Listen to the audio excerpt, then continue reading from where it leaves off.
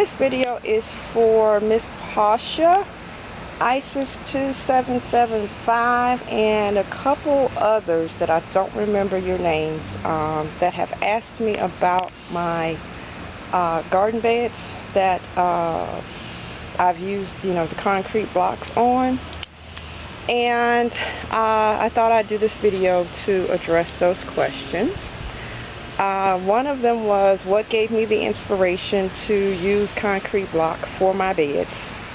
That came from several different things.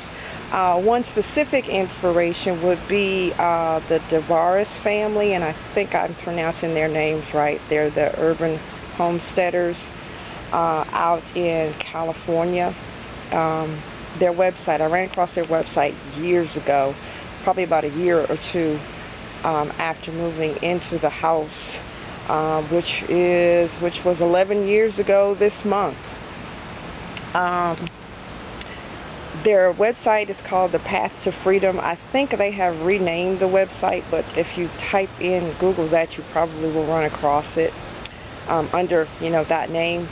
That was one of the inspirations. However, I was thinking about using concrete block before actually, the landscaping brick, before I ran across their website. But the landscaping bricks, which is what I have used, actually these are edgers that I have used over to line this bed along my fence line. These and the other ones, the shorter ones that are a little bit thicker than these, but not quite as wide, that you could stack, that kind of look a little bit like stone. These are pretty expensive per, each piece. So that is where I came up with, the main idea of using concrete block, because for this one of these costs basically the same as one concrete block, and you can see there's a significant difference in the height. That is only about, I haven't measured it, but that looks like it's probably about an inch and a half, 2 inches tops, where this is 7 1/4 inches from here to here. So of course I would have loved the other one, but for the same price, for one of these as opposed to one of those, and actually these are a little bit more expensive, and the other ones are as well, per block, because these are only $1.50 plus whatever your sales tax is per block, where those are, I haven't bought them in so long, but I think they were a couple of dollars a piece, if not, yeah, I think they were like $2.50. But yeah, significantly cheaper. Two, if you don't know, some of you, the rest of you know that I am in Alabama, in the South, and we have a problem with termites. So, and as you can see, these beds are quite close to my house. So I did not want to use wood, of course, because wood too is much more expensive. And then I, having to, try to pour foundation and all of that, for the wood and all, and wood of course rots anytime you got moisture, because soil is going to be moist, or at least you want to try to keep it moist so that your plants can grow. In contact with wood is going to invite rot. So that is the main reason why I use concrete block, concrete block, because these babies will last forever. The other question that you guys have asked me is, how do I build these? Now I have pulled out one of these blocks, as you can see, to show you that they are not held together by mortar. They are just stacked on top of the ground, and then leveled off as much as possible. I really didn't go through any snapping chalk lines and string lines and level lines and all that. Basically I just set them on the darn ground, and built the second layer on top of it. like I said, not held together at all by mortar. The too high, now my soil level has definitely dropped quite a bit in the beds, but even with the soil all the way to the top, and you know, with rain, watering, and all of that, it still holds together. You know, holds together with no mortar or anything. I don't know, probably the higher, if you try to go 3 high or 4 high, you might want to. I really don't know. I don't think it's really necessary. Of course, that would make it easier. You know, you wouldn't have to bend over into the bed. But I don't know if it would hold together without any mortar. You know, because the higher you go, the more force the soil that's in there when it's wet will push, you know, on the outside of the walls. So, but too high, you don't need. You know, 2 blocks high, you do not need any mortar to hold it together. To build the bed, you lay down, you decide, you know, how wide you want it. I wanted these at least 2 blocks, you know, in here wide, plus you're going to get the additional width of a half a block on your corners.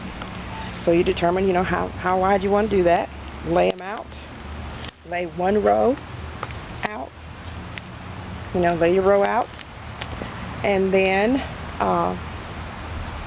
go your second row. Now this is the most important part, and the reason that this baby will stay together without any mortar. The second row you must lay in the opposite direction. Now, what do I mean by that? You see how this block is going in that direction, and then the subsequent blocks are going that way? Okay. Now, if you noticed, and you of course always start in a corner, this block that was sitting here is facing in the same direction as that. What that does is keeps your joints from overlapping. You do not want, you know, a joint. Let's look at that one. Of course you see a little bug right there. You do not want your joints to line up. And that's all you do.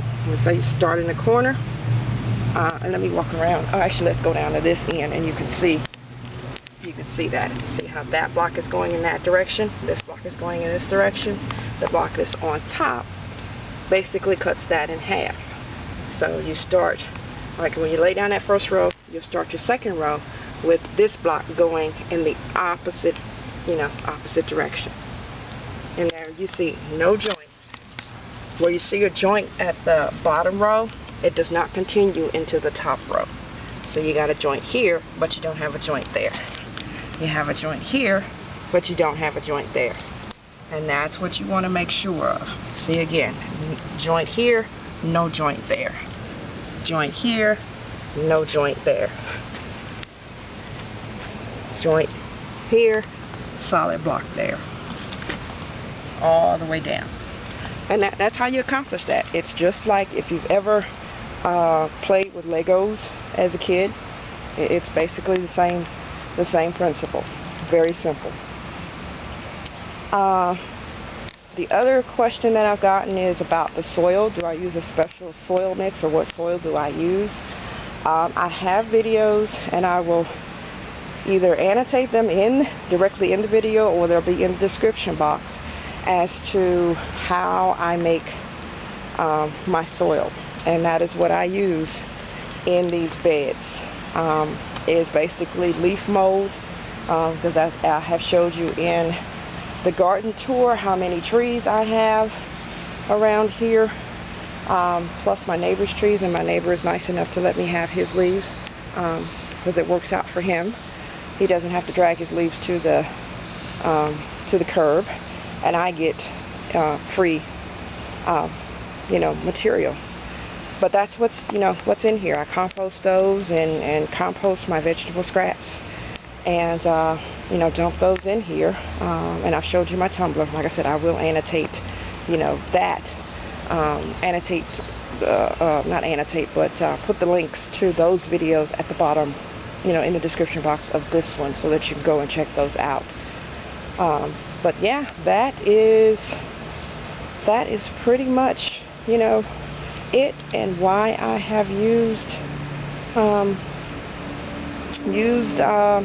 you know, concrete brick, or 36 blocks, I think that's correct, 36 blocks in each one of my beds.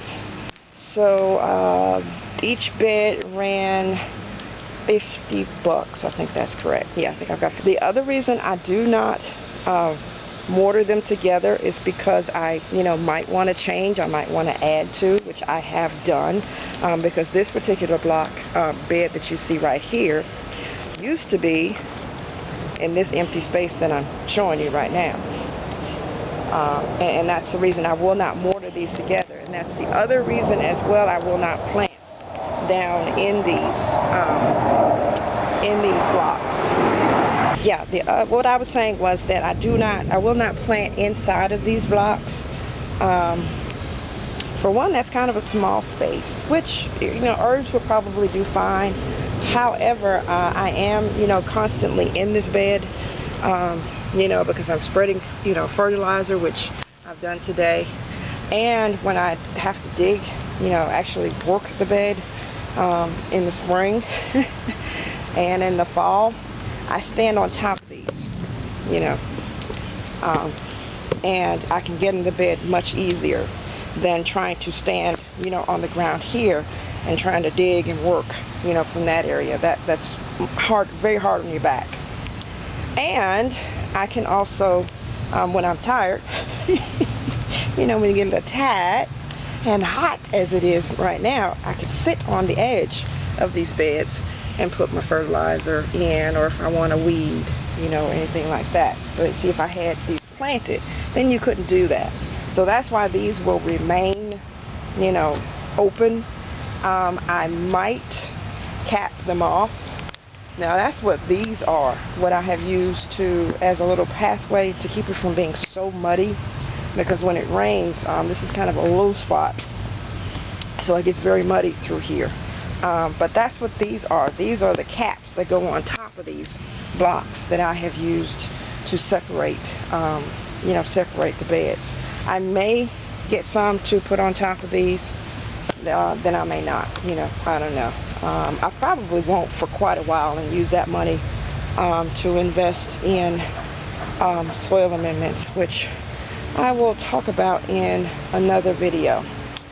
Now, I think that's all the questions is in regards to, you know, these beds. Like I say, they are very easy to build. If you can put together, you know, two pieces of whatever together and butt them up, you know, butt them up together, you can build this bed. Like I say, the main thing is when you lay out your first, you know, close your box in, however wide you want it, however long you want it. Once you do that, the second row, start in the corner and lay that block in the opposite direction. That's it. I hope that was helpful. As you guys know, it takes me, you know, quite a few words to get in what I need to say. But I hope that was helpful, and I will talk to you guys later. Bye.